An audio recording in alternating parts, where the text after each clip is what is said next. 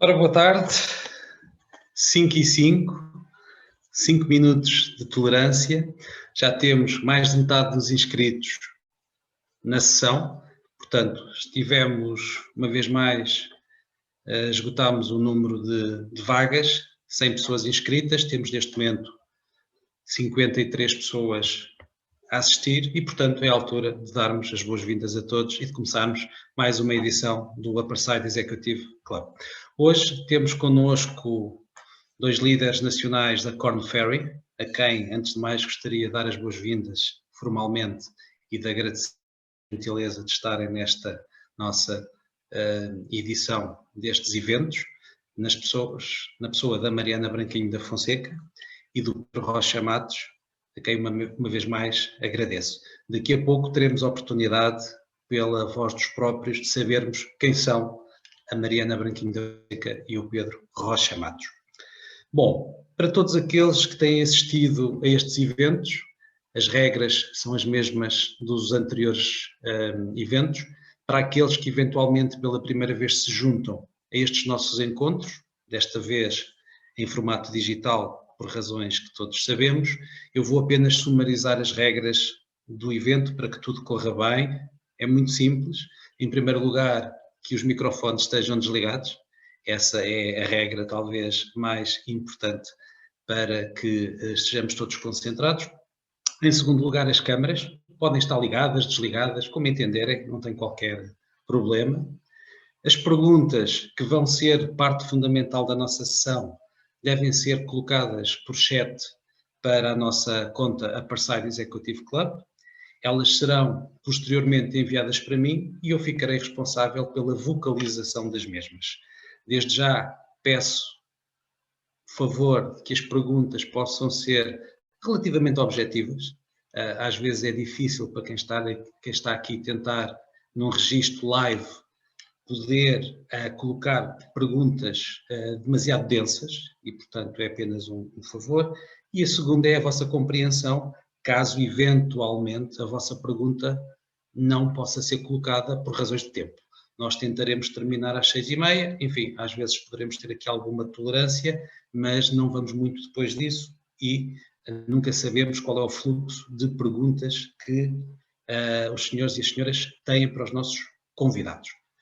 Bom, boas-vindas dos 4 continentes, não é dos 5, porque sei que não temos ninguém na Austrália ou na Oceania, como se dizia antigamente, mas sei que temos pessoas em África, nas Américas, na Ásia e na Europa. Portanto, isto é sempre de cosmopolitismo nestas nossas sessões.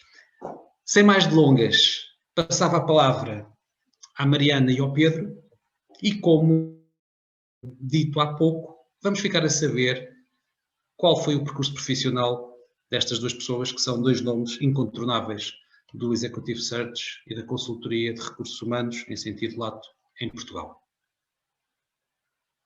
Mariana, pode ser?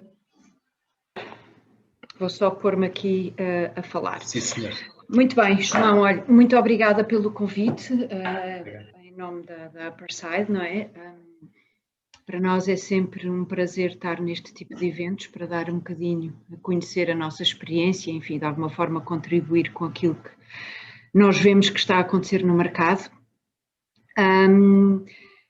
Enfim, se calhar falava 2 minutos sobre mim, penso que não é assim o motivo principal pelo qual aqui estão, mas de qualquer maneira eu trabalho nesta área há muitos anos, há mais de 20 anos, fiz parte da equipa que na altura fundou a Heidrick & Struggles aqui em Portugal, isto antes do ano 2000, e há 5 anos juntei-me ao projeto da Korn Ferry que dava os primeiros passos aqui em Portugal e, portanto, nestes últimos 5 anos o meu desafio e do Pedro foi o de lançar a marca na área do recrutamento de executivos e é isso que temos estado a fazer, enfim, acho que o balanço tem sido extremamente positivo. Antes de eu entrar nestas leads das pessoas, trabalhava essencialmente na área financeira, o meu background é de gestão, tirei o curso na Católica e tive uma experiência em auditoria e depois na Procter, também na área financeira, na Procter & Gamble. Apaixonei pelo mundo das pessoas e pronto, e no fundo são 20 e tal anos a fazer isto. Que tipo de projetos é que nós fazemos? Muito de recrutamento de alto nível, de trabalhar com boards, de assessorar na componente das pessoas, mas enfim, penso que isso eventualmente iremos cobrir aqui durante a nossa conversa. Por isso passava aqui a palavra ao Pedro, para ele também se apresentar e dar as boas-vindas. Muito obrigado. Obrigado, Mariana. João, obrigado pelo convite. Gosto muito de estar aqui convosco. É sempre um prazer de partilhar aqui a nossa experiência e aprender convosco. Enfim, sobre uma apresentação breve sobre mim. Começo por dizer que, em primeiro lugar, sou como mortal com 2 filhos, desportista e mau feitio. Em segundo lugar, levo uma carreira de 26 anos a fazer consultoria, a trabalhar para clientes. Trabalhei em 3 grandes empresas, trabalhei na Accenture, na altura Anderson Consulting, portanto, grande parte da minha carreira é consultoria mesmo. Fiz todo o tipo de consultoria na Accenture, numa altura em que a consultoria era uma coisa em que se viravam noites e trabalhavam-se fins de semana. Hoje em dia é uma brincadeira de crianças. Depois a Mariana, curiosamente, recrutou-me para ir trabalhar para a Heidrick e, portanto, fui trabalhar em consultoria para a Heidrick a nível mundial. Com particular incidência, obviamente, em Lisboa. Tive o prazer depois de me interessar e de me apaixonar e de aprender o negócio de Executive Search, também com a Mariana, e, portanto, comecei a fazer um bocadinho das duas coisas, consultoria e Executive Search. O mesmo aconteceu com a Mariana começou também a fazer consultoria, aprendendo algumas coisas comigo, e, portanto, fizemos aqui uma relação sinérgica que partilho convosco já dura, enfim, há mais de uma década que trabalhamos juntos. Dito isto, fiz uma carreira também com a Mariana na Heidrick durante muito tempo e depois decidimos abraçar este desafio da Korn Ferry que a Mariana explicou. Continuo a ser um consultor híbrido na Korn Ferry, portanto a trabalhar nas 2 áreas de negócio, Executive Search e consultoria, que me dá a capacidade de estar em frente a um cliente e ter uma visão holística das coisas, é o que eu gosto de fazer. Tipologia de projetos, todo o tipo de projetos que têm a ver com gestão de talento e Executive Search, sempre no patamar mais estratégico, é isso que faz a Korn Ferry. Do lado do recrutamento, enfim, eu diria que sou mais virado para setores da ferrugem, tipicamente áreas industriais, enfim, dando uns toques também em seguros, em banco, em bens de consumo, mas trabalhando muito em indústria. A indústria lá do centro. A indústria inclui muita coisa, desde a aviação até a indústria mineira, não é? Portanto, tenho feito essa diagonal toda. E, João, penso que é suficiente. Claro que sim. Okay. Apenas uma pequena nota de rodapé para as pessoas que não estão muito por dentro disto. A Korn Ferry, quando foi lançada em Portugal, há 5 anos, era um dos grandes players mundiais que não tinha presença no território português, pelo menos diretamente, e, portanto, daí também todo este projeto ser um projeto, para a Mariana e para o Pedro, muitíssimo aliciante. Estamos a falar de um dos líderes mundiais globais absolutos deste tipo de atividades. Portanto, enfim, só um bocadinho de cultura geral para aqueles que eventualmente estejam menos atentos a estas coisas. Estamos a falar, de facto, de uma marca global a sério. Bom, segundo momento da nossa sessão, tipicamente eu abro as hostilidades, coloco algumas perguntas que têm 2 características, que sejam suficientemente transversais e, em segundo lugar, que interessem a toda a gente. E uma pergunta clássica que eu costumo fazer é, para mais na viragem do ano, o que é que foi o 2020? Esse animal estranho sobre o qual começam a haver balanços, análises, etc. Todos nós vivemos tempos desafiantes, difíceis, mas a verdade é que os senhores, a Mariana e o Pedro, estão num cockpit privilegiado. Para nos falarem um bocadinho sobre a vossa visão do mercado em 2020 e também sobre a própria Korn Ferry, se eventualmente isso for relevante. Como é que foi 2020 visto pelas vossas lentes? Tanto faz, Mariana ou Pedro, é indiferente. Posso começar? Força, Mariana. Depois tu acabas, complementa. Ladies first. 2020 foi um ano, enfim, extremamente atípico, não é? Um ano muito volátil. E quando eu digo volátil, enfim, vou ultrapassar toda esta questão do Covid, no sentido em que, obviamente, enfim, se calhar só aqui uma nota, eu acho que nós somos se calhar das poucas atividades que para nós foi muito fácil fazer esta passagem para o trabalho em casa, não é? Porque nós o que fazíamos era falar muito ao telefone, falar com pessoas e pronto, não é? E trabalho de computador, portanto, enfim, estamos habituados a trabalhar em qualquer lado. Portanto, isso nesse aspecto foi fácil.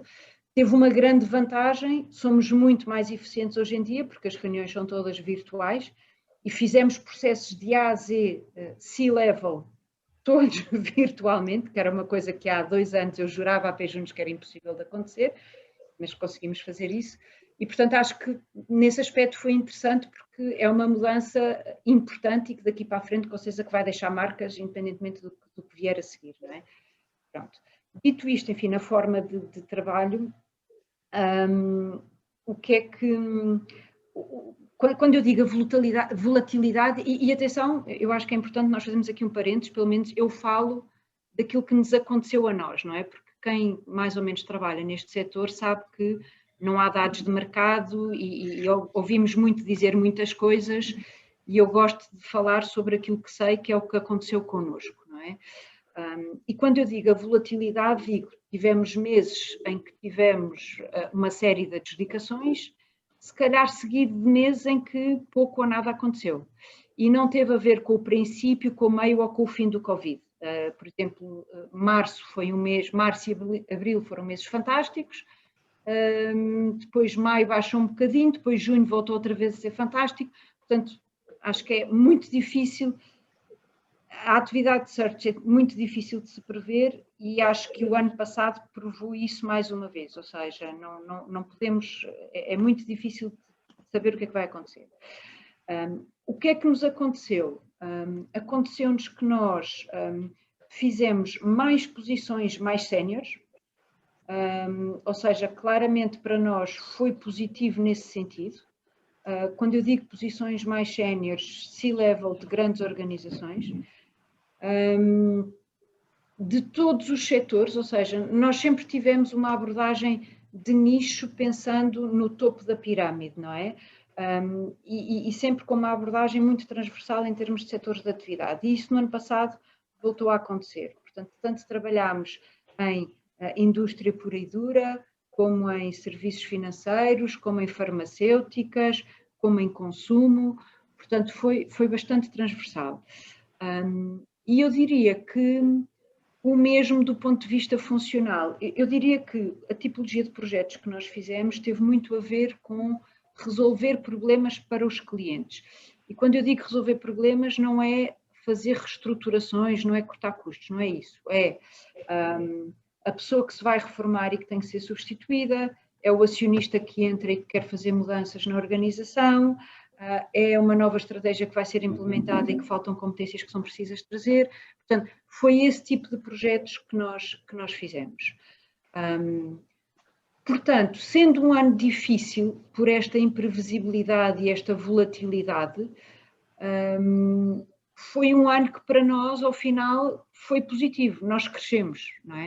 Por estranho que possa parecer. Fizemos menos quantidade, mas mais qualidade. Certo, certo. Pedro, eu se calhar parava aqui e passava-te um bocadinho a palavra. O que é que eu acrescento? Eu se calhar acrescento 2 ou 3 ideias àquilo que a Mariana disse, que obviamente concordo em absoluto, que vivemos este ano em conjunto. Eu acho que foi um ano em que apelou uma enorme resiliência de toda a gente, não só os consultores. Resiliência no sentido em que estávamos a navegar tão à vista, que tínhamos que ter a capacidade de não desistir, de continuar a lutar. Do ponto de vista de negócio, como a Mariana disse, as coisas correram bem, a gente navega num topo da pirâmide, e este topo da pirâmide, enfim, do ponto de vista de saúde financeira, essa saúde financeira manteve-se, portanto a capacidade de investir manteve-se, mas não é representativo de 90% da nossa economia. E, portanto, eu aí falo com as lentes agora de consultor. Aquilo que eu senti ao estar com muita gente, ao falar com muita gente, é uma enorme crise de ansiedade e uma enorme angústia na grande maioria das pessoas. Naquelas que estão empregadas, naquelas que estão desempregadas. Portanto, isto causa um stress emocional muito grande. Enfim, eu, brincando, mas espero que não se ofendam, nós não estamos configurados para estar 7/24 com os nossos filhos e 7/24 com os nossos maridos ou mulheres. Isto provoca um stress enorme, não temos as nossas casas desenhadas para estar 24/7 a trabalhar em casa. Isto traz um stress enorme à nossa vida e ao nosso dia-a-dia e ao nosso bem-estar emocional, que obviamente depois se projeta na vida pessoal e na vida profissional. Portanto, sinto as pessoas mais nervosas, mais ansiosas, mais instáveis, mais on dietes. Isso gerou do nosso lado, enquanto consultoria, mais trabalho em termos de assessment, em termos de coaching, em termos de desenvolvimento de liderança, em termos de trabalhar estas áreas novas. E sentimos que as empresas continuam a investir consistentemente nestes domínios. Uma segunda nota, para vos dizer que eu acho que este ano de 2020 veio trazer, vou utilizar um clichê, enfim, eu já não gosto de utilizar clichês de consultores, mas a verdade é que não me ocorre outra palavra, mas permitiu uma reinvenção a vários níveis. Uma reinvenção na forma de trabalhar, isso é inevitável, já há anos estudos sobre isso, já muita gente falou sobre isso, mas nós tivemos que nos reinventar na forma de trabalhar, o trabalhar em casa, o gerir equipas à distância, o entregar resultados, o avaliar pessoas e avaliar equipas à distância, o monitorizar, não vou dizer controlar, mas o monitorizar o trabalho das equipas à distância, enfim, o conseguir uma coisa que eu acho que é talvez as coisas mais difíceis hoje em dia, e estamos num processo de aprendizagem, que é manter, digamos que a ligação da pessoa à organização, a ligação afetiva da pessoa à organização, porque está distante, não é? Na grande maioria dos casos e na grande maioria do tempo. Portanto, isto veio trazer aqui um desafio enorme para as organizações em termos de cultura. Okay? Portanto, reinventámos muito a este nível, reinventámos muito em termos de métodos de trabalho. O mercado de trabalho trouxe também, eu diria, novas oportunidades, novas posições, ou em relação às funções existentes, novas configurações nas funções existentes, e vai trazer mais. As empresas redesenharam ou estão a redesenhar as suas estruturas organizativas, tornando as estruturas mais ágeis, mais flat, com menos layers de decisão. Para quê? Para que os líderes que de facto decidem tenham contacto mais direto com as equipas. Portanto, veio transformar um bocadinho as organizações, mas sobretudo veio nos transformar ao nível individual, e está-nos a transformar a todos ao nível individual de uma forma muito profunda. Veio trazer à tona d'água valores que algumas das pessoas já tinham esquecido, como a solidariedade, que é uma coisa que eu destaco. Veio trazer à tona d'água este conjunto de valores importantes que eu me sinto bastante satisfeito por isso acontecer, porque acho que perdemos um bocadinho alguns valores novos de vivência em sociedade e de vivência corporativa, e veio também representar uma aprendizagem para as novas gerações que eventualmente tinham menos identificação com alguns destes valores. Okay? Portanto, acho que estamos numa fase, como em todas as fases de crise, a história diz-nos isso, como em todas as fases de crise, são fases catalíticas, são fases de grande transformação e que a seguir trazem sempre coisas boas. A travessia desta fase catalítica é muito difícil para todos nós, a vários níveis e a níveis diferentes, mas eu tenho a certeza que daqui a 2 anos vamos olhar para trás e vamos eleger este momento como um momento de grande viragem no mundo corporativo e na vivência em sociedade. Okay? João, com isto sim. Pedro e Mariana, pegando na referência do Pedro aos 2 anos, diriam que 2021 será a sequência de 2020? Ou seja, todas as tendências que estivemos agora a falar, o que teremos é a continuidade dessa tendência e algo de diferente virá no tempo, e aqui o que me interessa mais é no tempo, mais à frente, ou seja, em 2022 teremos início da retoma, enfim, algo deste género, e portanto 2021 será muito a continuidade de 2020, peço desculpa, ou há alguma indicação nos estudos que vocês têm, centrais, etc., de que alguma coisa diferente pode acontecer em 2021?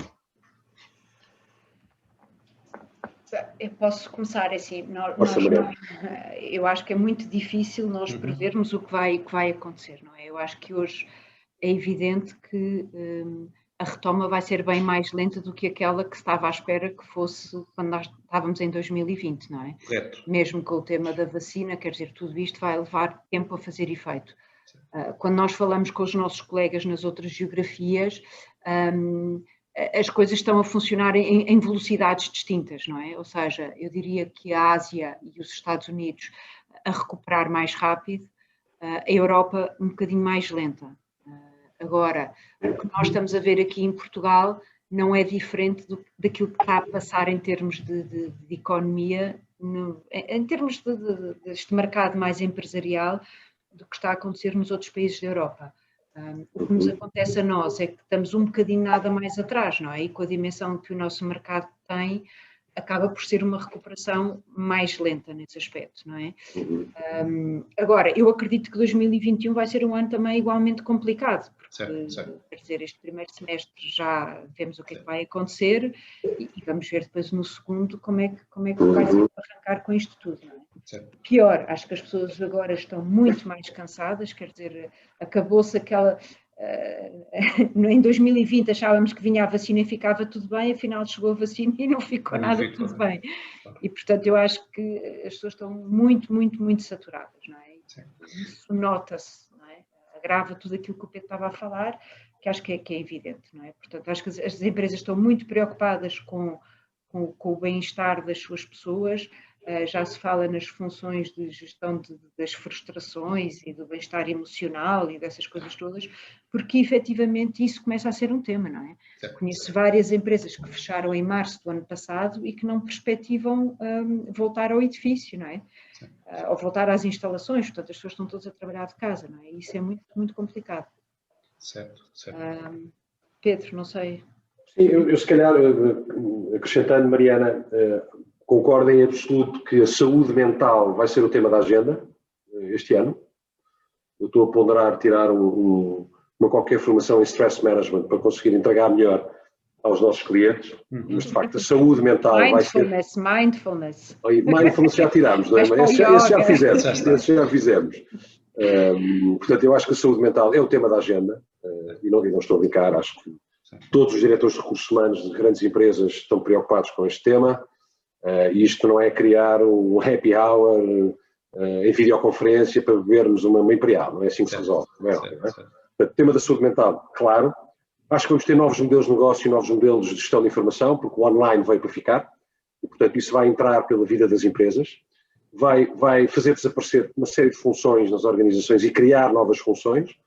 O skill set que nós vamos precisar, todos nós, não há exceção aqui, inclusive eu e a Mariana, o nosso skill set, fazer um assessment, para vocês terem noção, fazer um assessment online de uma pessoa por videoconferência não é a mesma coisa do que fazer um assessment presencial. Eu e a Mariana crescemos na era do assessment presencial, onde lemos a pessoa em presença física em sala.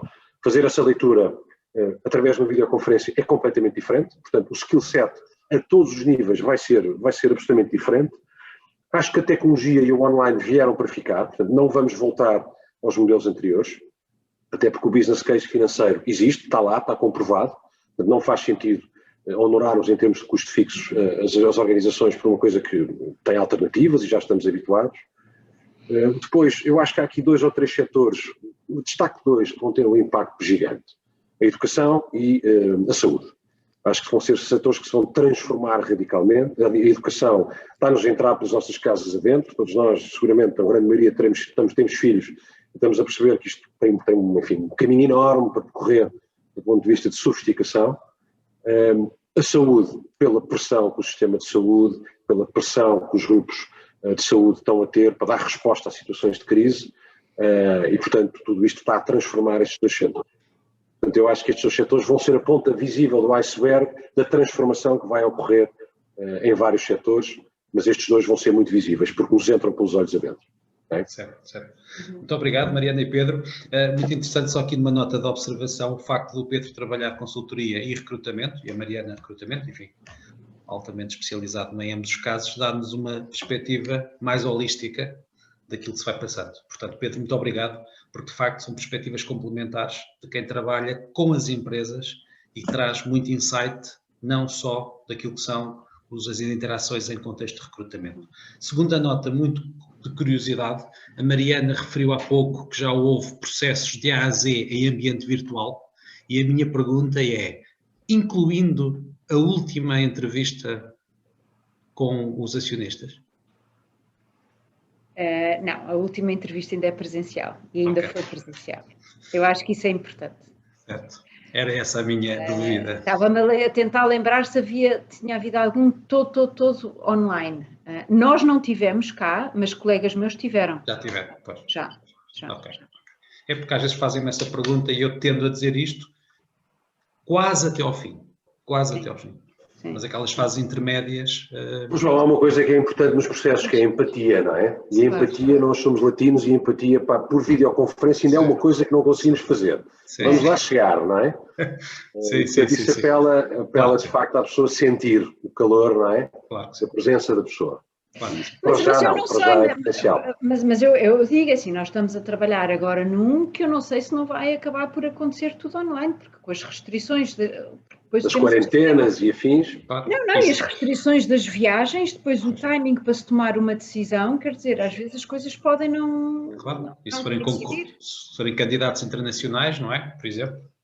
Ou clientes internacionais. Ou clientes internacionais, exatamente. Bom, agora não vale a pena todos fazerem contas de cabeça a pensar do que é que a Mariana está a falar. Bom, estou a brincar. Bom, vamos passar, muito obrigado, isto foi um bom aquecimento, acho que foram ditas coisas aqui bastante insightful para quem nos está a ouvir, perspectivas que vêm em linha com padrões que nós já ouvimos de outras pessoas, mas algumas perspectivas nem por isso. Portanto, acho que isto vai ser uma sessão interessante.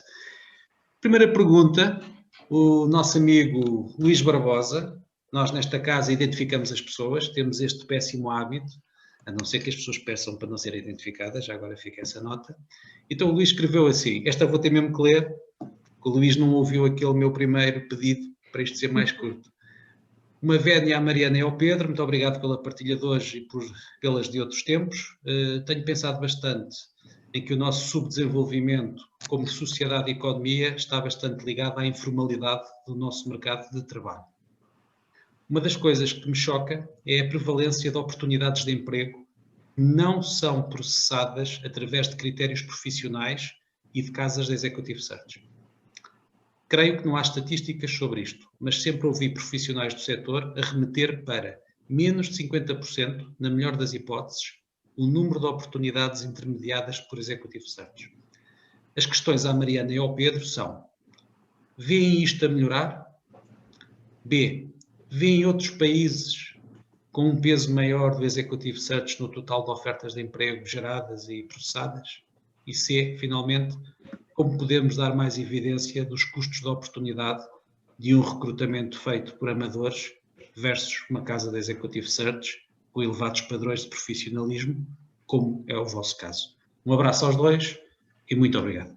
É de facto uma pergunta estruturante e estrutural. Mariana, queres avançar? Eu respeito sempre ladies first. Não, começa tu, eu complemento. Okay. Bom, Luís, retribuo o abraço, obrigado pela pergunta. O que é que eu posso dizer sobre isso? Eu acho que tenho uma visão positiva. Se nós olharmos para 20 anos atrás, já podemos falar assim, em termos de décadas, enfim, eram escassos, não eram escassos, não fazíamos pura e simplesmente processo de recrutamento de executivos de topo. Recrutávamos uns diretores, recrutávamos assim uma malta de segunda linha e tal. Era assim uma coisa, a Mariana é do tempo que se ia às páginas amarelas à procura de candidatos, eu já não sou desse tempo, eu vim a seguir. Portanto, era um processo assim, comparado com os dias de hoje, era uma coisa assim muito, enfim, muito básica. Houve nos últimos, depois da crise financeira, 2008, 2007, 2008, houve um salto quântico em Portugal, mas quântico. Portanto, a quantidade de investidores internacionais que entraram em Portugal, private equities e investidores privados que entraram em Portugal, e processos de fusão de empresas, aquisição de empresas que se realizaram em Portugal, porque nós estávamos, digamos, basicamente em saldo, e estamos ainda em saldo nas nossas empresas, veio trazer uma dose de profissionalização, juntando a isto regras de compliance que foram impostas em vários setores de atividade, juntando a isto regras de governo societário que foram impostas às nossas empresas cotadas e às grandes empresas não cotadas. Agora sim, Luís, estou a ver a tua cara. Dito isto, eu acho que tivemos um salto quântico em termos de executive search, em termos de recrutamento aqui em Portugal. Há um longo caminho a percorrer. Portanto, quer dizer, nós fazemos 50 posições por ano, quer dizer, temos uma franjazinha pequenina de mercado, não é? Temos 2 das 5 maiores empresas de Executive Search aqui em Portugal, não é? Este mercado é muito pequeno. De qualquer das maneiras, hoje temos um portfólio de projetos de nível executivo em grandes empresas, com private equities, com investidores privados, com empresas com centros de decisão cá em Portugal, que não tínhamos há 5, 10 anos atrás. E, portanto, estamos numa rota de crescimento constante aqui. Processos cada vez mais profissionais, mas há várias formas de fazer o Executive Search. Há o processo puro e duro da A a Z da Executive Search, mas também há processos, por exemplo, só de mapeamento de candidatos, só de referenciação. Portanto, há várias formas de fazer Executive Search e há vários contributos que os headhunters podem dar nos processos de recrutamento. Não esquecer também, Luís e restantes, que nós hoje temos uma série de canais paralelos que não existiam há uns anos atrás. Portanto, os canais digitais hoje permitem fazer muito recrutamento de forma expedita e eficaz, vulgo LinkedIns e afins, e, portanto, nem tudo terá necessariamente que passar por nós para serem processos profissionais. Também há várias empresas que internamente têm estruturas de recrutamento que trabalham de forma eficaz na captação de CVs e depois na avaliação dos seus candidatos. Portanto, nós cada vez mais somos empurrados para coisas difíceis, para coisas de topo e para coisas em que de facto não existe know-how nas organizações para dar resposta e portanto aqui apela-se aos especialistas. Okay? Portanto, a minha visão é positiva. Há um longo caminho a percorrer. Se nós compararmos com grandes economias europeias, com países nórdicos, com as Inglaterras, as Franças, as Alemanhas, é óbvio que temos um caminho longo a percorrer. Okay? Mas acho que uma avaliação dos últimos 10 anos, acho que demos um salto enorme. Estamos num caminho que já não tem volta a dar. Aquela coisa do amigo e do conhecimento e 3 telefonemas e já sei quem é que vem, enfim, é residual. Hoje em dia, em empresas de charneira aqui em Portugal. Mariana. Eu acrescentava, concordo inteiramente com o que o Pedro disse, nas grandes empresas, efetivamente, é um tema, a documentação do processo que foi seguido, ou seja, cada vez os reguladores pedem não só quem é a pessoa, mas como é que se chegou até lá, portanto, quem é que foram os candidatos considerados, todos os processos, portanto, há aqui uma exigência que vai trazer uma certa pressão para se profissionalizar todo este processo. Associado também a que quem toma a decisão quer ter a certeza que reduz o risco da decisão que toma, não é? Agora, o que eu acho é que, enfim, repetindo se calhar aquilo que o Pedro disse, é que ao nível das grandes empresas nós assistimos a uma realidade, se vamos para o tecido empresarial, enfim, pequenas, médias empresas, a realidade ainda tem muito espaço de manobra. Ajuda efetivamente as entradas das private equities, mesmo as portuguesas, porque apesar de terem um processo, se calhar, mais ligeiro em termos de recrutamento, querem tomar uma decisão informados, portanto não basta só o amigo do amigo, mas no limite pedem referências, quer dizer, há um trabalho mais profissional. Agora, ainda temos muitas empresas que veem os honorários que empresas como a nossa cobram como um custo, não é? E respondendo aqui à última questão que o Luís falava, não é? Nós temos, eu por acaso já não me lembro, mas nós tínhamos esses números do que é que custava um mau recrutamento de um CEO e, portanto, agora, na altura as pessoas não veem isso, não é? Veem no curto prazo o FII que têm que pagar e querem depois lá saber, enfim, muitas vezes nem sequer assumem que tomaram a decisão errada ao recrutar, não é? Poucas são as pessoas que têm depois a humildade de dizer, olha, realmente eu não devia ter feito isto e pronto. Portanto, acho que ainda temos muito espaço de progressão, claramente. Em algumas situações, Luís, desculpa João, nós ouvimos o briefing e falamos logo de honorários. Porque temos a noção nítida que o value for money do nosso trabalho não vai ser reconhecido pelo aquele cliente. Certo. Portanto, sim senhora, restamos, fazemos as perguntas, fazemos tudo, mas na reunião de briefing dizemos logo, os nossos honorários são tanto. E a maior parte das pessoas, a mim aconteceu, por exemplo, na semana passada, com uma grande empresa em Portugal, não estava a pensar que era um valor desse género, depois. Recuaram. Certo. Portanto, em resumo, copo meio cheio e copo meio vazio, tendência positiva, nomeadamente nos últimos 10 anos, por tudo aquilo que o Pedro e a Mariana referiram, e talvez acrescentando aqui o tema da segmentação, que é, há vários mundos nas organizações e nas empresas, há mundos onde claramente as coisas estão hoje muito melhor do que o que estavam, em termos daquilo que o Luís referiu, e há um mundo imenso de empresas mais pequenas, enfim, mais familiares eventualmente, com, enfim, uma governance muito pouco sofisticada, muito rudimentar, em que estas coisas ainda se passam um bocadinho à mesa e nos e-mails, diria eu. Deixa-me destacar uma coisa, João, que eu acho que é importante para a audiência, que é o universo de empresas públicas, do setor empresarial do Estado. Ok, interessante. Também aí demos um salto quântico. Certo. Há várias empresas do setor empresarial do Estado, enfim, é público, as TAPs da vida, o Banco de Fomento, enfim, é público, tudo isso é público, que recorrem aos serviços de Executive Search. Okay? Nem sempre o tema do preço é um issue. Okay? Há muitas vezes o tema da qualidade do recrutador é primordial na seleção do recrutador. Portanto, nós assistimos a um salto também aqui gigante de profissionalização no recrutamento das empresas públicas. E é só referir que a RTP está neste momento... A RTP também está a recrutar a administração toda neste momento. Exatamente. Através de um... Isto é público, portanto, lançaram um concurso público. Não é? Exatamente. Muito bem, muito obrigado. Ora bem, vamos agora para o Frederico Grazes Rauter. Espero que esteja a pronunciar bem, Frederico, o seu nome. E a pergunta é bastante diferente. Diz assim: concordando que a crise atual acelerou processos de transformação culturais e organizacionais, gostaria de saber se temas como Bionic Enterprises, ou seja, empresas onde as ferramentas de inteligência artificial são introduzidas a gerir processos repetitivos e de baixo valor acrescentado, e conceitos de organização baseadas, por exemplo, nas metodologias Agile, introduzindo muita agilidade e foco nos processos geridos por pessoas, estão, de facto, na agenda dos vossos clientes. Qual é a vossa opinião? Eu posso dar aqui um toque sobre isto primeiro. Inteligência artificial. A resposta é sim, mas para um grupo restrito de empresas. De empresas com capacidade de investimento, com firepower, têm capacidade de investir nisto, porque ainda estamos numa era de tentativa e erro. Okay? Portanto, estamos a assistir nas grandes empresas, e estamos a falar de um naipe de 20 ou 30 mil empresas em Portugal, na robotização cada vez maior dos seus processos de trabalho, nomeadamente para atividades repetitivas. Okay? Isso sim, há um claro investimento.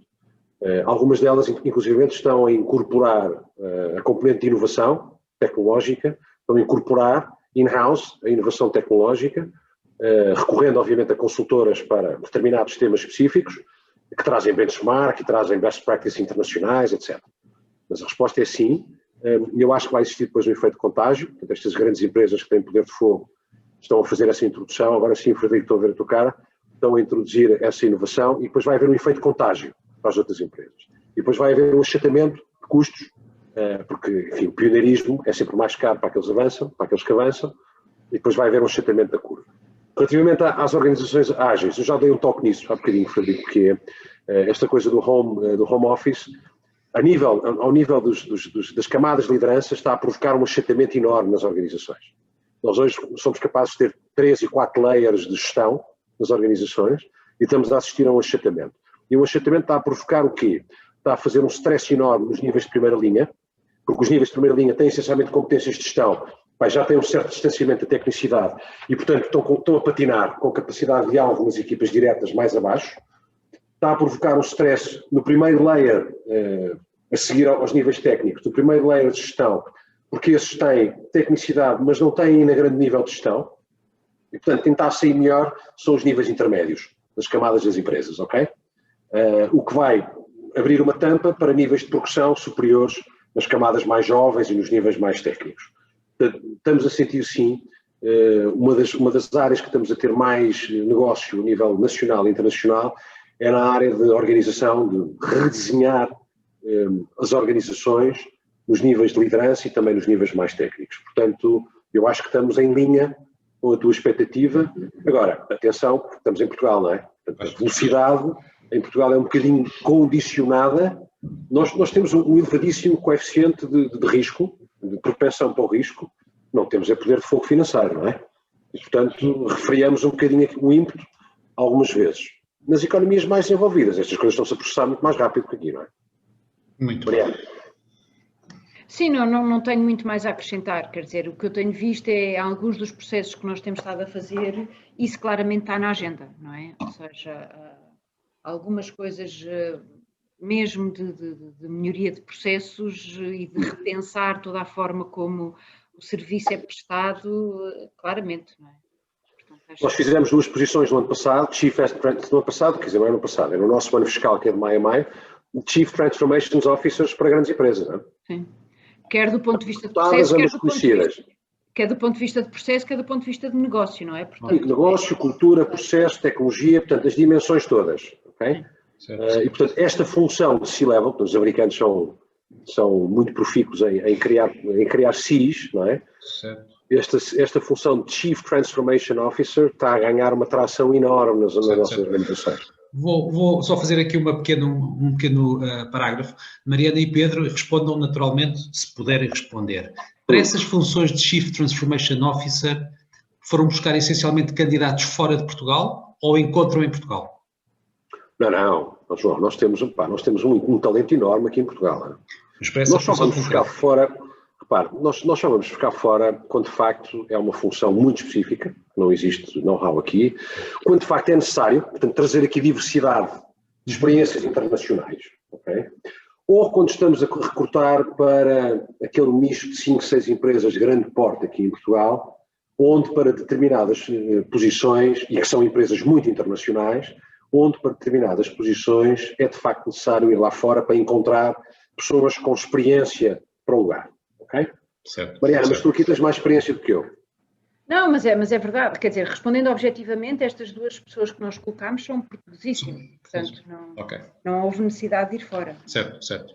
Apenas mera curiosidade. Muito obrigado. Próxima pergunta. Aproveito para saudar o António Brandão Marques. Olá, boa tarde. Pergunta muito sucinta. Muito obrigado ao Pedro e à Mariana pela partilha de hoje. A minha pergunta é, no mundo pós-Covid, quais as novas características de liderança que vão ser essenciais? Muito obrigado.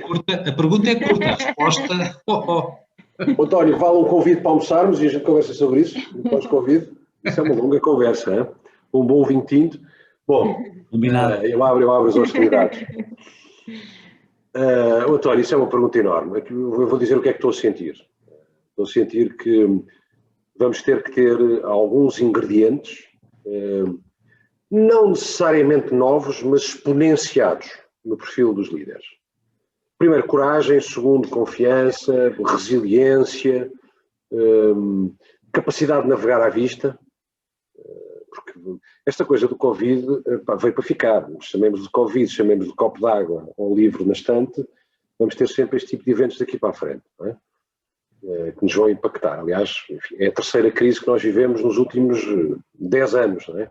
A crise do terrorismo, a crise financeira, agora o Covid, portanto nós estamos ciclicamente a sofrer estes impactos. Portanto, eu acho que temos que ter uma grande capacidade de adaptação enquanto líderes, uma enorme resiliência para não desmotivar e para não incutir isso nas equipas, coragem, capacidade de incutir confiança nas equipas, agir rápido, a agilidade tem esta dimensão também de ação, o call to action é muito superior hoje em dia, pragmatismo. E eu gosto de evangelizar pragmatismo, muito pragmatismo. Às vezes fazemos muitas análises, muitos estudos, fazemos o crunch em Excel, muita coisa, e esquecemos de usar a intuição. A intuição é uma carga de experiência acumulada ao longo da vida, que nos diz que é para ali, não precisamos ter evidência. Podia acrescentar aqui mais 10, mas estas são os que me vêm, António, top of mind. Okay? Não é nada de novo. Okay? Porque está tudo inventado em termos de características de liderança. Acho que, dependendo do momento em que nós estamos, exponenciam determinadas características. E eu sinto estas como importantes. Okay? Sinto estas. E depois, endurance. Temos que ter muita endurance nos tempos que correm. Okay? Há gerações que estão mais preparadas para isso. Eu diria que as gerações mais velhas estão mais preparadas, porque já viram muita coisa, não é? E sabem que vai passar, isto vai dar a volta. A rapaziada mais nova também está preparada porque é inconsciente, não faz puta ideia do que é que está a passar em alguns casos e, portanto, para aí, peito aberto, siga para a frente. Nós que estamos aqui no meio, e eu devo estar mais ou menos na faixa do António, estamos aqui no meio, epá, andamos assim um bocadinho a ver como é que isto vai dar, não é? É a sensação que eu tenho. Mariana, quer acrescentar alguma coisa? Acrescentava se calhar 2 ou 3 ideias. Uma é associada ao que o Pedro disse, que é a questão do positivismo, não é? Eu acho que claramente aqui temos que ser cada vez mais otimistas, sem ser inconscientes, não é? Mas ser positivos, olharmos para isto como oportunidades e que chatice, lá vem mais um problema pela frente, não é? Porque senão não conseguimos contagiar quem está aqui à nossa volta. E depois acho que exige aqui uma proximidade, uma humildade, uma capacidade de estar com as pessoas mas verdadeira, não é? De escuta, e aquilo que nós aqui na Conferia gostamos muito do líder inclusivo, não é? Eu acho que é muito importante nestas fases, não é? Porque temos que ser capazes de verdadeiramente escutar opiniões diferentes da nossa e ser capaz de envolver todos aqui no processo de tomada de decisão para que depois as coisas possam avançar e que todos estejamos no mesmo barco, porque eu acho que mais do que nunca temos que estar todos juntos, não é? Porque se vai cada um para o seu lado, quer dizer, é uma perca de energia e as coisas depois acabam por não acontecer, não é? Porque temos desafios por tudo quanto é lado. Mas eu acrescentava só isto, de resto concordo inteiramente com o Pedro. Muito bem, muito obrigado. Eu aproveitava para fazer a ponte aqui com uma pergunta, porque de certa maneira está relacionada. Saúde o Ricardo Santana. O Ricardo Santana acabou de chegar do Brasil e, portanto, é alguém que está a recomeçar. E faz pergunta que é prática. Muito boa tarde, muito obrigado pela oportunidade. Em função das mudanças recentes impostas pela pandemia, quais são as características individuais que estão sendo mais valorizadas nos candidatos, entenda-se, de nível executivo, em processos de seleção? E já agora, quanto às empresas, já é possível perceber mudanças relevantes em termos de flexibilização das condições de trabalho? E creio que o Ricardo falará da mobilidade, trabalho à distância, poder trabalhar para outra geografia a partir de uma base diferente, etc. Portanto, características nos candidatos que se notam, e por isso talvez a ligação às competências de liderança que o António introduzia, e por outro lado, maior flexibilidade por parte das empresas recrutadoras em termos da prestação do trabalho. Mariana, queres ir à primeira e vou à segunda, depois complementamos um ao outro? Eu penso que as características nós de alguma forma já respondemos na pergunta anterior, não é? Ou seja, eu acho que muito esta questão da autenticidade, da humildade, da curiosidade, desta flexibilidade que é preciso ter, são características que hoje em dia são fundamentais, em qualquer, nos níveis de liderança, não é? Acho que, enfim, acho que é essencialmente isso, não é? No tema da flexibilização de trabalho, eu muito francamente ainda não, mais uma vez, voltando aqui para os processos que nós temos em cima da mesa e as últimas realidades com que temos lidado, se calhar tenho 2 casos de empresas que disseram efetivamente: sou flexível, é-me indiferente onde é que a pessoa esteja, desde que assegure o mínimo de viagens e o mínimo de, enfim, ou de home office, ou como queira. O resto eu acho que ainda está muito quer dizer, não digo se calhar chutar com a barriga para a frente, não é? Mas são funções que exigem provavelmente uma presença mais assídua no escritório ou, enfim, no local de trabalho e talvez menos compatíveis com a pessoa estar completamente fora, não é? Agora, como eu dizia há bocadinho, quer dizer, há empresas que fecharam os escritórios há praticamente 1 ano e que estão todos a trabalhar fora, não é? E, portanto, ao falar com pessoas nessas empresas, eles dizem: estou convencido que a minha empresa vai começar a ter, ainda ontem falava com um que me dizia que vão assumir 40% do tempo no escritório, 60% em casa. Agora, o que é que isso quer dizer? É 1 semana no escritório e 3 semanas em Lisboa. Imagina 1 semana no escritório que é em Londres e 3 semanas em Portugal. Ou não, ou são 2 dias em Lisboa, 2 dias em casa e 3 dias no escritório. Quer dizer, acho que isso ainda está muito para ver, muito francamente, não é? Sim. Aí sou um bocadinho mais cética, quer dizer, acho que as coisas vão mudar, mas QB, não é? Não vamos, penso eu. E temos casos de empresas completamente ao contrário, que mesmo agora que as pessoas continuam todas a ir trabalhar quase como se nada fosse. Mas, certo. O que é que eu acrescentaria?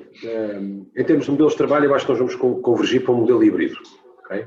Que combina uma componente presencial com uma componente online.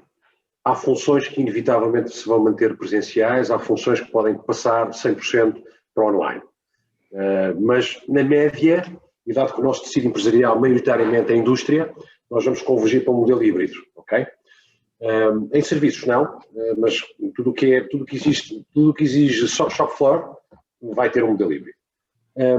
Introduzir aqui uma dimensão que ainda não falámos, o tema dos modelos de compensação, que nos tocam a todos nós, ok? O que é que nós estamos a observar e o que é que nós temos vindo a trabalhar nos modelos de compensação? Olhando para as 3 componentes dos modelos de compensação, e isto é importante quando nós negociamos um package, quando estamos a ser recrutados, não é?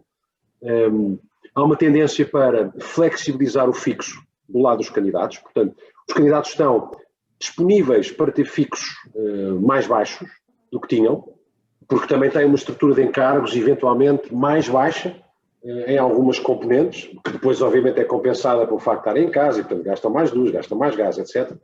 Mas on average têm menos custos associados e têm um nível de vida eventualmente superior pelo facto de estarem em casa e conseguem gerir as coisas de maneira diferente. Portanto, uma tendência para o fixo ser flexível.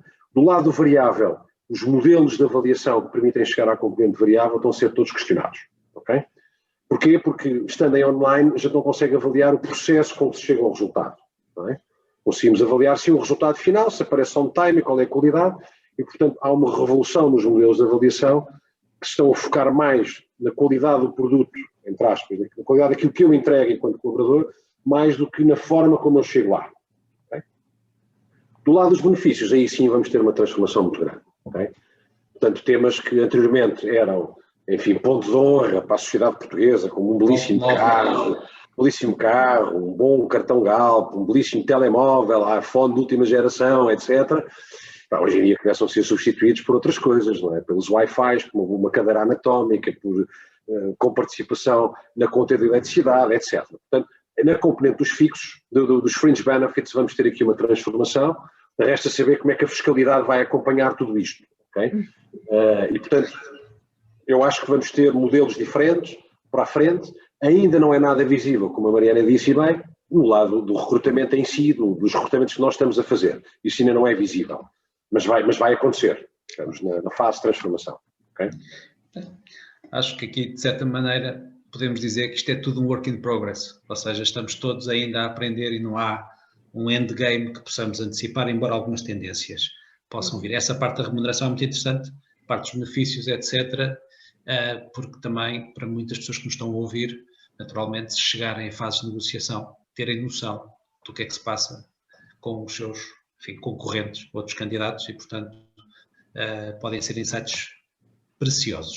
Isso. Olá, Jaime Moraes Sarmento, saudações, um abraço de agradecimento à Mariana e ao Pedro pela partilha e passo a fazer a pergunta. O Pedro abordou possíveis transformações em setores como saúde e educação, que não imaginamos em homeworking, diz o Jaime. Que mudanças sentem podem acontecer nestes 2 setores, bem como já agora na hotelaria? Muito obrigado e um abraço. Bom, na saúde a transformação maior eu acho que o stress provocado no setor da saúde, o volume enorme, picos enormes, tem vindo a questionar os métodos de interação com os utentes, em primeiro lugar, tem vindo a questionar o conceito de prioridade de atendimento de utentes, tem vindo a questionar a forma como internamente as organizações, sobretudo, enfim, eu diria que as que têm mais capacidade de transformação, eventualmente são os privados pela disponibilidade financeira, a forma como internamente têm os seus processos e modelos de negócio montados. Okay? E, portanto, nós estamos a trabalhar com alguns desses grupos, em recrutamento, em avaliação de pessoas, em redesenho das estruturas organizativas, portanto, há uma transformação na organização e nos modelos de funcionamento internos que nós estamos a sentir. Não é visível, não vai ser visível no curto prazo, mas vai acontecer. Do lado da educação, e olhando também para os privados, porque têm capacidade de investimento, estamos a assistir a uma conversão do ensino em plataformas online.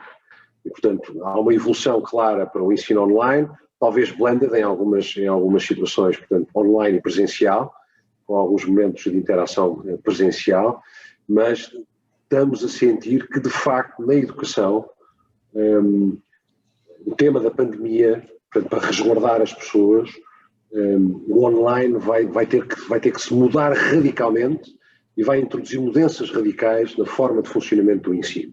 Métodos de avaliação. Eu dou um exemplo muito simples, Jaime. Como é que se ensina uma criança, eu tenho 2 filhos, já passaram essa parte, como é que se ensina uma criança a escrever se ela tem que estar com uma máscara? Ou como é que se ensina uma criança a escrever através de uma plataforma online se não tiver a mãe e o pai ao lado? Isto vai provocar uma coisa tão simples como isto, já vai provocar uma revolução enorme no sistema de ensino. Se formos para camadas superiores do sistema de ensino, o tema do skill set que nós estamos a incutir aos estudantes universitários é completamente diferente do mundo em que estamos a viver agora. Okay? E, portanto, eu acho que isto vai trazer muita transformação. E depois o stress financeiro, a otimização financeira de estarmos, por exemplo, a ida para cursos avançados de gestão diminuiu radicalmente, porque obviamente a disponibilidade financeira é menor e, portanto, isto vai também provocar uma pressão financeira, vai causar uma transformação grande no sistema de ensino. Portanto, há vários vetores que estão a provocar stress na educação e stress na saúde. Mas esses não são os únicos, todos. Hotelaria, eu conheço menos, a Mariana aí tem muito mais experiência do que eu. Mariana, não sei se queres tu falar um bocadinho sobre a hotelaria. Hotelaria não é um setor que recorra muito aos nossos serviços. Claro, pois, não é mesmo. É um setor muito fechado e não sei o que é que se vai passar. Ou seja, eu acho que estão a passar agora com uma crise gigante, não é? Com tudo fechado. Acho que vão sobreviver os mais fortes e, eventualmente, as coisas mais pequenas e mais ágeis e mais flexíveis, não é? A verdade é que o conceito, então, durante a pandemia também mudou um bocado e, enfim, soube de muitas, se calhar, coisas mais pequenas que alugavam quartos e tudo para pessoas fazerem quarentena nos hotéis e em turismos de habitação em vez de estarem nas casas enfiadas num apartamento. Agora, obviamente que isto nem todas as pessoas conseguem fazer isso e é uma questão de disponibilidade. Mas, assim, não tenho informação para dizer, não sei. Pedro, pegando um bocadinho aqui num comentário sobre a educação, a Diana Abreu, que aproveito para saudar. Vou ver aqui a pergunta dela, se vai originar novos comportamentos a curto prazo. Bom, Diana, eu espero que sim, principalmente temos o nosso volume de negócios, eu espero que sim.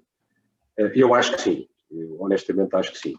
Eu acho que vai haver uma necessidade de trazer um conjunto de novos skills para as áreas de educação, desde logo skills digitais e de cybersecurity, que hoje não existem, por exemplo, no ensino público, por exemplo. No privado também não existem. Também não existem e conheço várias escolas que tiveram ataques de cibersegurança há muito pouco tempo. Os filhos tiveram esse problema no colégio onde estão. Portanto, eu acho que vai trazer novos recrutamentos, muito associado à nova era digital que estamos a viver. Okay? E, eventualmente, também nas componentes comerciais, porque a forma de vender na educação, nomeadamente no ensino privado, vai ser diferente, não é? Portanto, a forma como se faz o brand awareness do estabelecimento e a forma como se faz a captação de novos alunos vai ser diferente. Okay? E não esquecer também que a pressão que isto está a provocar no mercado de trabalho, das universidades, em regra geral, são avaliadas pelo coeficiente de empregabilidade que têm dos seus alunos. Okay? Seja na licenciatura, seja no ensino avançado. E, portanto, temos um stress enorme no mercado de trabalho. Isso vai provocar um stress enorme nas universidades, porque aquilo que era business as usual, de rácios de empregabilidade, mudou radicalmente. Okay? E, portanto, naturalmente isto vai implicar uma abordagem comercial muito diferente. A Upperside mudou a sua abordagem, estamos aqui todos num webinar a fazer uma conferência. Portanto, vai provocar um stress grande e vai originar também do ponto de vista comercial e de marketing, de brand awareness, um skill set diferente. Por falar em hotelaria, saudações ao Marco Pinto Moura, que pergunta, uma pergunta curiosa. Teremos num futuro próximo um cenário em que assistiremos a uma contratação de serviços em vez de uma contratação de pessoas? Isto é, contratação de um serviço de especialistas em formato tipo pay-per-use em vez da incorporação de especialistas nos quadros tradicionais das empresas. Eu não sei se quer. Começa tu. Não, eu diria que isso já existe, ou seja, eu acho que isso foi uma das grandes mais-valias que a crise de 2008, 2009, por aí trouxe, não é? Que foi uma flexibilização gigante na forma de relação dos executivos com empresas, não é? Porquê? Porque houve muitos executivos ultracompetentes que ficaram disponíveis e que, até às vezes pela fase de carreira em que estavam, preferiam gerir um portfólio, se quiserem, de projetos, mais do que estar exclusivamente dedicados a uma só empresa, não é? E, portanto, eu acho que isso hoje em dia já existe bastante, não é? E eu tenho tido casos concretos disso, de clientes meus que recorrem a pessoas para situações específicas, para fazer um projeto de assessment de entrada de um novo mercado, lançamento de um novo produto, um processo de reestruturação, enfim. Não sei se era exatamente isso que tinha em mente, mas já vemos isso no mercado. Do lado das próprias empresas, Mariana. Do lado das próprias empresas, claro. Eu já agora ia só dar o testemunho neste sentido. Recentemente falei com uma pessoa que é CFO de uma empresa que tem um quadro e que está com uns temas que têm a ver com a aprovação do budget e do orçamento para 2021, porque tem acionistas internacionais e algumas negociações complexas e precisa reforçar a empresa, a equipa. E vai recorrer a coisas deste género. Ou seja, tem um conjunto de pessoas que na verdade são staff ou assessores que reportam à CFO durante 6 meses, 1 ano, para resolver missões muito concretas que estão em cima da mesa. Portanto, eventualmente vai neste sentido. Muito obrigado. Jorge Paulo, eu vou acelerar um bocadinho porque estão a cair muitas perguntas interessantes e para tentar dar-nos a oportunidade. Portanto, nem todas as perguntas têm que ser respondidas pela Mariana e pelo Pedro. Jorge Paulo, agradecer a sessão e a possibilidade de participar, antes de mais, sobre as características do líder pós-Covid. Falaram da forma como as diferentes gerações têm endurance diferente para encarar os desafios. A pergunta é, a idade continua a ser um handicap para a reintegração ou pode ser uma oportunidade, precisamente por aquilo que o Pedro disse? Muito obrigado. Esta pergunta é um clássico. É claro. Eu recuso-me terminantemente a aceitar que a idade é um critério de exclusão. Aliás, nós hoje temos nas organizações, em média, 3 a 4 gerações a conviver. Okay? E, portanto, um dos desafios do líder, António, que não falámos há bocadinho, é a capacidade dos líderes gerirem esta multiplicidade geracional com diferentes objetivos de vida, ambições, formas de estar, enfim, flexibilidade cognitiva, etc. Portanto, eu recuso-me a aceitar que a idade é um tema. Nós temos vários processos de recrutamento onde até vamos para o extremo. Estamos a fazer agora a Mariana e eu, onde consideramos 2 tipos de segmentos no extremo. Consideramos aquele segmento ali entre os 35 e os 50 anos e depois acima dos 55 anos, ok? Portanto, pessoas na fase ainda muito energética da sua vida profissional e depois numa curva já em que não valorizam tanto a dimensão financeira, mas se calhar a experiência que têm, conseguir verter a sua experiência num projeto.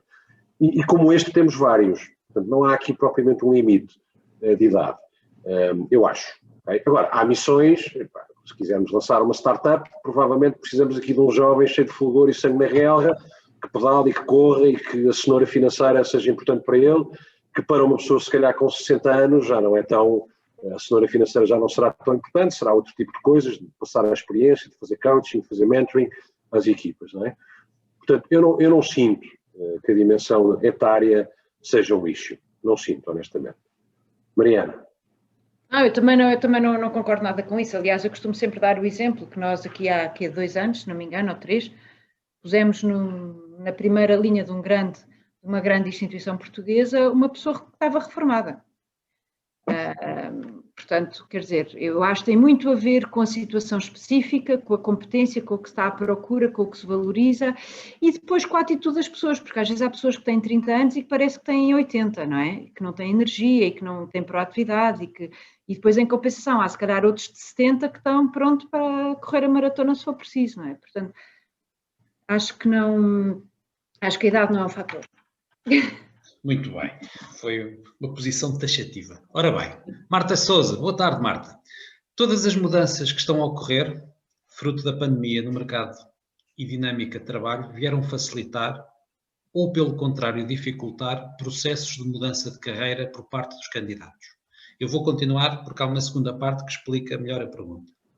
Sendo este momento atual tão disruptivo, onde se requerem novas habilidades e competências, novas perspectivas, estimam que o recrutamento passa a ser mais focado no potencial / competências versus na experiência / skills do candidato? Ou seja, será que vai-se aproveitar para apostar em olhares novos, vindos de outros backgrounds, que tragam olhares diferentes, ou vamos continuar a recrutar pelo seguro, tentando eliminar risco? Penso que esta é a pergunta da Marta. Eu posso começar, não é? Eu acho que isso é um dos grandes desafios que existe cá em Portugal, muito francamente. Nós, por defeito, contratamos com base na experiência e não com base no potencial. Portanto, aí acho que temos ainda muito espaço de progressão. Cabe-nos a nós, enquanto empresas de recrutamento, desafiar muito os nossos clientes nesse capítulo, não é? E fazemos isso ao apresentar às vezes pessoas com perfis completamente diferentes e a tentar centrar a discussão nas competências que são valorizadas para aquela missão e não tanto na experiência específica, porque é o que eu costumo dizer, o facto da pessoa ter tido sucesso a fazer um turnaround numa empresa A não quer dizer que agora, fazendo um turnaround na empresa B, que o resultado seja o mesmo, não é? Às vezes as coisas podem não correr tão bem. Mas a verdade é que ainda temos muito espaço de progressão nessa matéria. Pedro, não sei se queres acrescentar. Eu só acrescento uma dimensão. Eu sou um fã de olhar para o potencial das pessoas. Eu gosto muito de mergulhar nessas dimensões. É um defeito do meu background de consultoria, é a minha matriz. É óbvio que é fundamental olhar para a experiência porque é um selo de garantia, mas essencialmente quando nós estamos perante assessments de pessoas ou entrevistas a pessoas para processos de recrutamento, quer eu, quer a Mariana, fazemos sempre algumas perguntas para explorar a capacidade da pessoa olhar para a frente, pensar diferente e qual é a tensão que tem no elástico, até onde é que vai o elástico desta pessoa, não é? E vamos sempre à procura disso, até porque as missões que nos são passadas são sempre missões difíceis, não é? Não contratam a Korn Ferry para fazer uma coisa relativamente fácil, que é carregar no botão e arranjam-se 20 currículos. E, portanto, estamos sempre à procura de pessoas que têm que ter uma latitude diferencial. Portanto, eu sou um fã de olhar para o potencial. Fã. Pedro, se calhar o problema ou o desafio é conseguirem convencer os clientes finais, não é? Disso, ou seja... Era o que a Mariana estava a dizer, nós, uma das coisas que fazemos, um defeito de formação que ambos temos, é que nós gostamos de desafiar os nossos clientes e não facilitar a emissão aos nossos clientes, sobretudo na primeira reunião que temos de apresentação de candidatos. Trazemos sempre coisas out of the box. E, portanto, fugimos um bocadinho daquilo que é às vezes o padrão que o cliente tem na cabeça e trazemos pessoas diferentes, fazemos o que nós chamamos a fertilização cruzada, vamos buscar pessoas a outros setores, com experiências diversificadas, para disputar um bocadinho o cliente. E, regra geral, somos bem-sucedidos e desformatamos a tendência para minimizar o risco no recrutamento dos nossos clientes. Bem? Muito bem. Muito obrigado. Sara Azevedo. Olá, Sara, boa tarde. Que tendências de reestruturação das organizações têm sentido em consequência direta do atual contexto? Sara, eu acho que já falámos, não há muito para repetir, não é? As tendências de transformação têm a ver com a introdução do digital, com o achatamento dos níveis de direção, que eu falei já mais de uma vez, tem a ver com a otimização da cadeia de valor, portanto, temas de eficiência que são introduzidos na cadeia de valor e, portanto, que implicam redefinição de funções eventualmente mais técnicas e o aparecimento de novas funções, e depois a pressão financeira que todas as organizações têm para serem, enfim, do ponto de vista de custos mais eficientes, e naturalmente vão à procura de formas de otimizar a sua cadeia de valor, os seus processos internos, com inteligência artificial, com robotização, com sensorização, e portanto a transformação vem muito por aí. Depois há novos modelos de negócio que estão a sugerir por causa do online, não é? O online está a trazer para as empresas que não estavam ainda tão presentes no online, estão a transformar-se radicalmente para canalizar uma parte significativa do seu negócio pelo online. É conhecido que várias cadeias de retalho de vários setores fecharam grande parte das suas lojas de rua e substituíram pelo online. Portanto, nós hoje em dia, todos nós que estamos aqui, compramos quase tudo online, desde móvel, uma peça de roupa, alimentos, um computador, compramos tudo online hoje em dia. E, portanto, a cadeia logística está a ser profundamente transformada para dar resposta a isso. Portanto, são várias transformações a vários níveis e estamos a senti-las todas. Já agora, sem interromper a Mariana, que eventualmente poderia dizer qualquer coisa, mas há aqui uma pergunta que está muito relacionada com isto, Pedro, que é, cumprimento o senhor ou a senhora M, que se identificou com o M ponto, como sentem que responderam as áreas de procurement, supply chain e e-commerce das mais variadas empresas, mas sobretudo saúde, grande consumo, isto eventualmente é o interesse desta pessoa, prevêem contratações nestas áreas em 2021 e contratações de curto prazo para cobrir picos. Portanto, como é que estas funções responderam, estão a responder, que oportunidades existirão, sejam estruturais, sejam conjunturais? Foi a Maria que perguntou, não foi? Maria, com toda a elegância que me caracteriza, com muito respeito pelas áreas de procurement, tem um longo caminho a percorrer. E eu sofro esse stress porque respondo a cadernos de encargos infindáveis, que são chapa 4, me dão uma trabalheira incomensurável e que não estão minimamente adaptados para os tempos modernos. Eu peço desculpa por ser tão inconveniente e não espero não ferir suscetibilidades, mas eu acho que há... E o procurement está no fim da cadeia de valor, não é? Ou no princípio damos a volta, não é? O procurement vai ter que se transformar bastante, vai ter que ser muito mais ágil e vai ter que se adaptar a este mundo digital de uma forma radical. Estamos muito presos ainda aos cadernos de encargos, aos RFPs do passado e à forma de avaliação de propostas do passado, que não se compadece com o que estamos a viver agora. Não se compadece. Objetivamente, é a oportunidade, Pedro. Sim. Estamos disponíveis para recrutar. Então, se precisarem de ajuda, digam. Ok. Mariana, posso passar à próxima ou quer dizer alguma coisa sobre este aspecto? Não, passa à próxima. Ok. Então, uma diferente. Maomed Bashir. Olá, boa tarde, Maomed. Espero que esteja tudo bem. Boa tarde a todos. Muito obrigado pelo convite. Tenho um comentário / pergunta. Com o fim das moratórias, é expectável que aumentem os non-performing loans? Tem observado alguma movimentação de mercado com a vinda de fundos dedicados a este tipo de produtos? Muito obrigado. On you, Mariana. Sim. Eu acho que estão todos os bancos, olá Mohamed, e já não falamos aqui há um tempinho, mas eu acho que os bancos estão todos preocupados com o que é que vai acontecer a seguir, não é? Porque isto vai ser muito complicado. Do ponto de vista de fundos de NPLs, eu não vejo grandes movimentações, muito francamente. Ou seja, diferentes daquelas que havia aqui há uns tempos atrás, não é? Portanto, acredito que estejam atentos a perceber como é que as coisas vão correr aqui em Portugal para depois, havendo oportunidades de atuar rapidamente.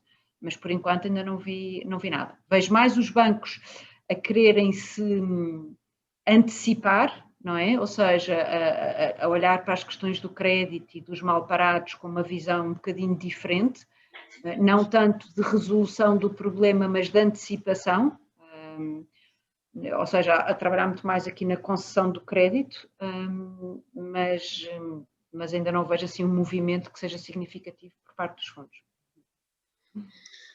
Muito obrigado, Mariana. Ricardo Camarato, boa tarde. Olá, Ricardo. Desde já um agradecimento à Mariana, ao Pedro e ao João por este evento, tendo presente a consideração que o Pedro fez sobre as questões relacionadas com a mente, com a saúde mental, com as quais eu concordo. Sentem que as nossas empresas, nomeadamente gestores de topo, estão preparadas para estes desafios, até porque tradicionalmente a nossa cultura, no que às pessoas diz respeito, deixa muito a desejar. O foco tem sido sempre o resultado, e quando este não aparece, troca-se de pessoa. Isto vai agitar muito mais o mercado de recrutamento? Se sim, será isto positivo? Muito obrigado pela pergunta, Ricardo. Ricardo, a minha resposta é não. Os gestores não estão preparados para isto. Eles próprios sofrem deste impacto. Okay? E, portanto, eu acho que vamos ter aqui algum tempo de adaptação de toda a gente. Okay? Acho que isto vai requerer um processo de aprendizagem grande, vai requerer algumas más notícias, portanto, acontecimentos infelizes nas organizações, de burnouts, de underperforming teams, de falta de eficácia, de erros de casting, para se perceber como abordar estes temas. Vai exigir novas formas de estar com as equipas, de sentir as equipas, de sentir como a mãe tem uma criança de 5 anos que tem que estar com ela em Zoom. Como é que um gestor vai sentir isto? Através do online.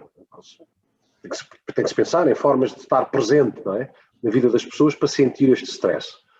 E depois, há o sentir e depois há o ter medidas corretivas ou medidas de tratamento deste stress mental, que eu acho que ainda estamos numa fase de pilotagem.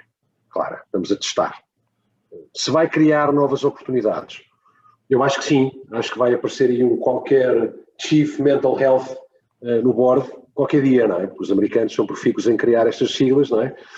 Já há o Chief Happiness, portanto, qualquer dia vai aparecer alguém com este pelouro que vai olhar para estes temas todos de stress das organizações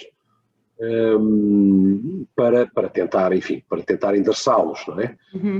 Nós hoje, enquanto consultores, estamos a sentir isso através dos assessments que fazemos, portanto, sentimos o equilíbrio ou o desequilíbrio emocional das pessoas e através do coaching, em coaching sentimos que há temas de stress que estão a ser cada vez mais prioritários nas sessões de coaching que estamos a fazer. Okay?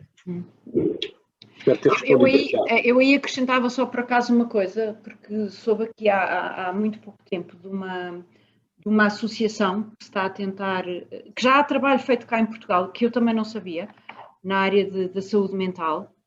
Há uma associação que faz esse tipo de trabalho.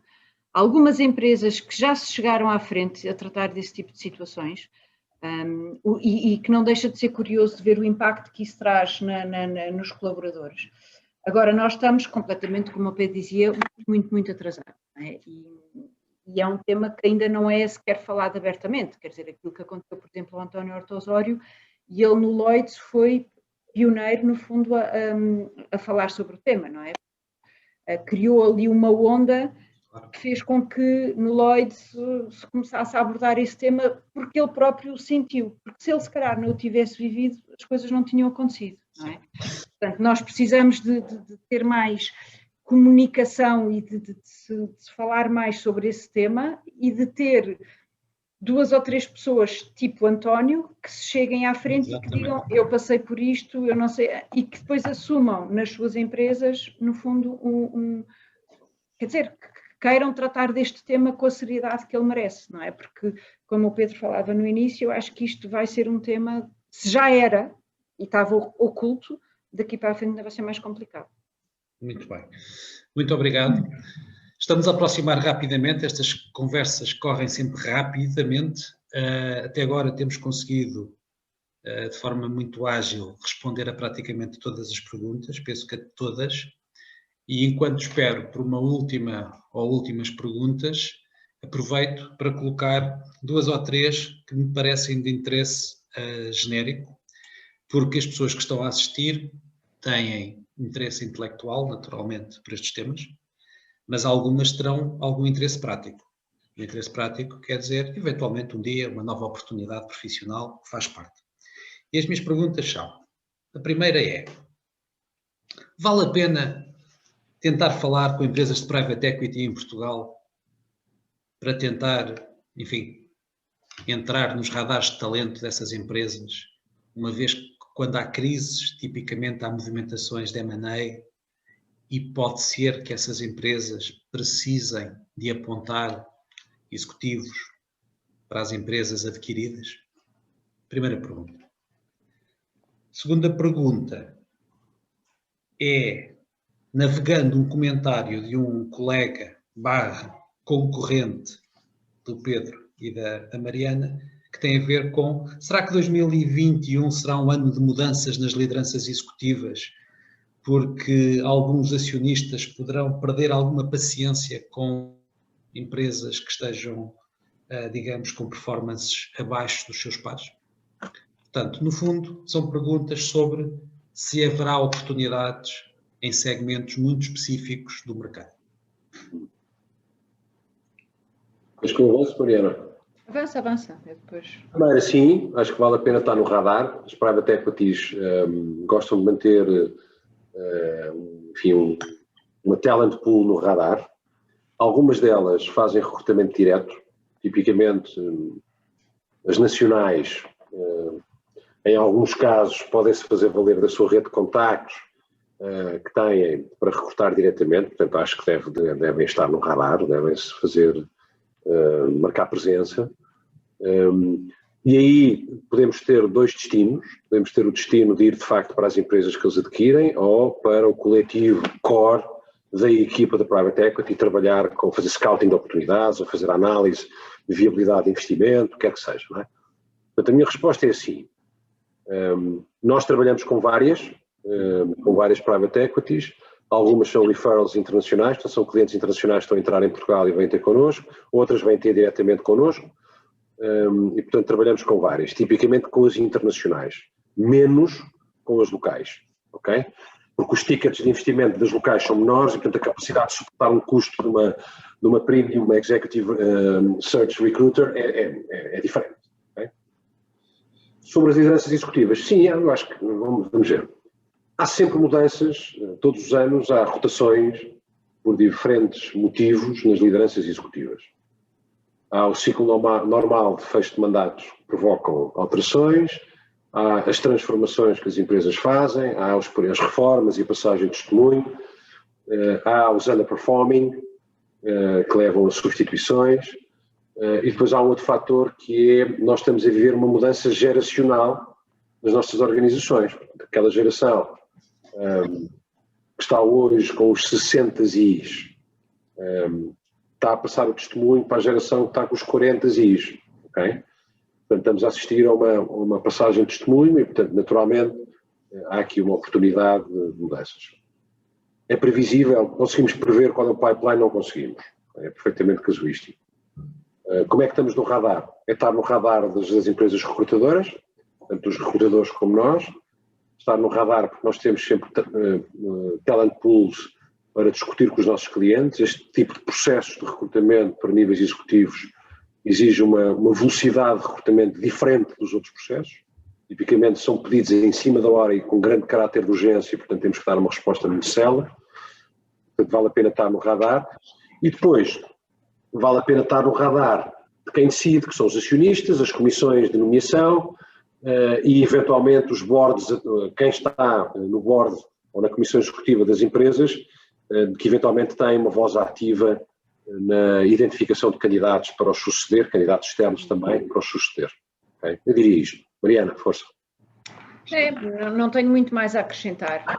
Eu acho que no tema das private equities, e tocando ali com o tema que falaram há pouco na questão de projeto, outro aspecto muitas vezes importante e que eles valorizam, que é quando estão a analisar oportunidades, precisam de pessoas com conhecimentos específicos sobre determinados setores, quando eles não o têm in-house, não é?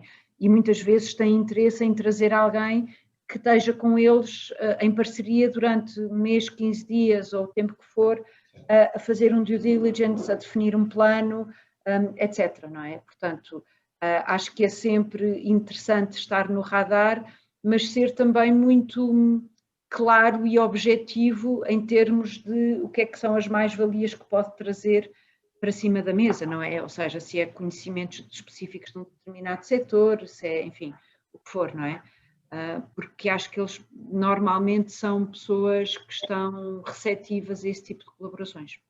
Claramente muito objetivo, porque é management by mission, não é? Exatamente. Mariana, se me permite, esta vou fazer para a Mariana, diretamente, porque acho que eventualmente é um tema que lhe diz alguma coisa. Há um segmento de pessoas séniores que têm o sonho, a aspiração de serem non-executive directors. E muitas vezes perguntam, e este mercado? Como é que se chega a este mercado? E eu confesso, tenho as minhas ideias naturalmente, mas sei perfeitamente que é muito, muito complexo de chegar lá. O que é que a Mariana diria a uma pessoa que tenha currículo, que tenha estatura e que de facto gostasse daqui a uns anos de poder ser elegível para esse tipo de mandatos? Claro. Olha, eu diria várias coisas, João. Eu acho que primeiro é preciso a pessoa preparar-se, não é? E preparar-se não só do ponto de vista, eu diria, vá lá, mais técnico e académico, se quiser, porque o ser não executivo tem determinadas implicações que não é só a vontade é importante, mas depois é preciso conhecer o tipo de responsabilidades que estão associadas a este cargo. Acho que é muito importante a pessoa ter clara qual é que é a sua proposta de valor, ou seja, o que é que eu posso trazer a um board, porque é que um board me vem escolher a mim e não a outra pessoa qualquer.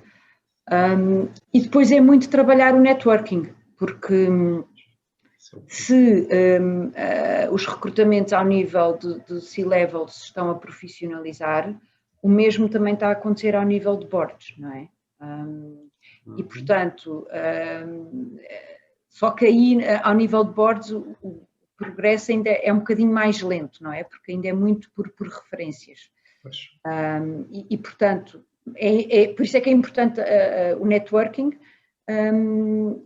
não só com acionistas ou com, enfim, com aqueles que são os stakeholders ou os decisores, dependendo do tipo de empresas que a pessoa possa ter interesse, mas também com as empresas de recrutamento como a nossa, porque muitas vezes são chamados passam por nós, não é? Aí eu diria só uma coisa, é que o ser mulher neste momento é claramente uma vantagem, portanto, e acho que nesta fase as mulheres deveriam, quem quiser e tiver ambição e estiver preparada, trabalhar nesse aspecto. Está a ser um bocadinho mais difícil para os homens, mas não quer dizer que não haja oportunidades. Atenção. Eu só queria acrescentar um vetor que é o vetor da formação. Okay? Há vários cursos que se fazem para preparar para funções não executivas, cursos no contexto nacional e no contexto internacional da Universidade de renome, e como a Mariana referiu bem, há uma componente de estudo que é preciso fazer, perceber o que é ser um não executivo num board. O não executivo num board não é fazer 3 ou 4 reuniões por ano e dizer sim senhora. Hoje em dia são altamente escrutinados com imputação de responsabilidades sérias e, portanto, sugiro que se leiam as regras do governo societário e de responsabilidades que tem o não executivo hoje. Não é só ir buscar as senhas de presença, não é como era antigamente. Já não há senhas de presença. Já não há, pois. Exatamente. Muito bem. Última pergunta, já passámos às 6h30, e é uma pergunta tão simples e tão interessante. Como é que reagem normalmente perante alguém que está à procura de emprego e vos procura contactar e conhecer? Há alguma abordagem mais correta para fazer isso? É uma pergunta do Luís Barbosa, por saber que muitas pessoas gostariam de saber a resposta a esta pergunta. Portanto, Luís, muito obrigado por vocalizar aquilo que os 69 ou 68 pessoas estavam todas a pensar, mas ninguém perguntou. Luís, pá, tu conheces-nos bem, não é? Tu não és um benfiquista de coração como eu, pá.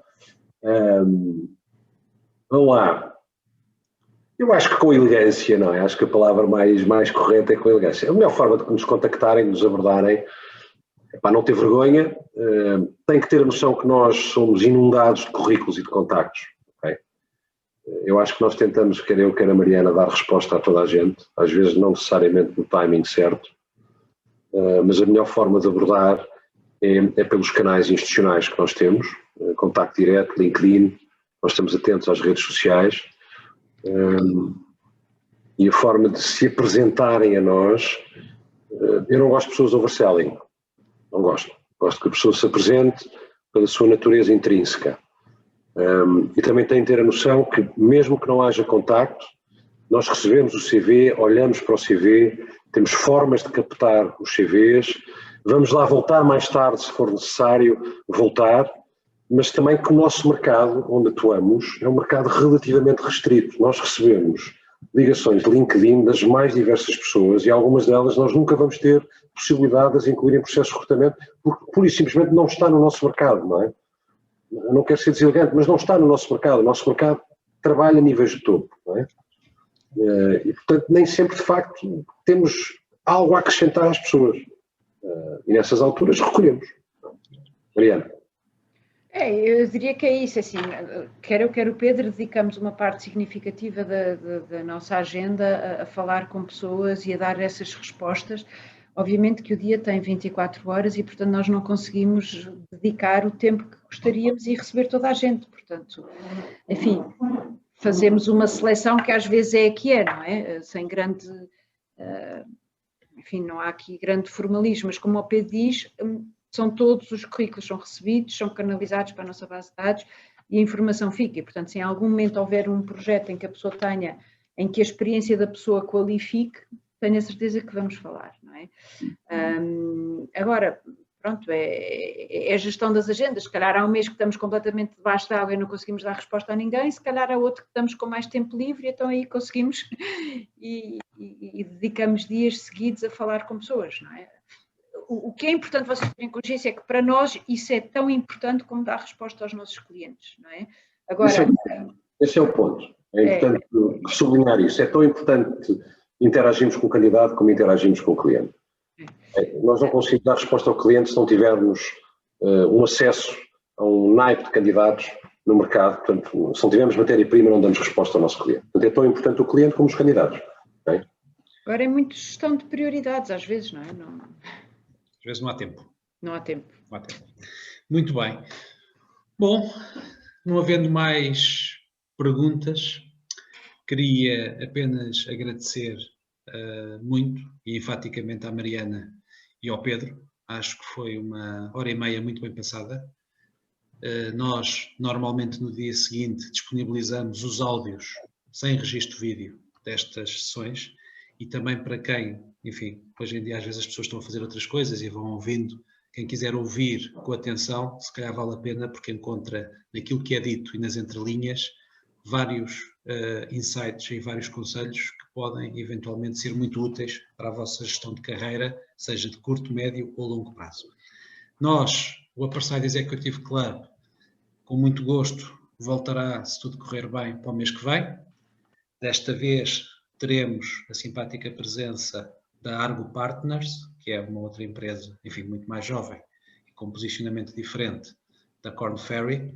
Até lá, saúde e alegria para todos e muito obrigado às 70 pessoas que nos acompanharam. É sempre um gosto podermos fazer estas coisas e ver que há pessoas interessadas, porque é para isso que elas existem.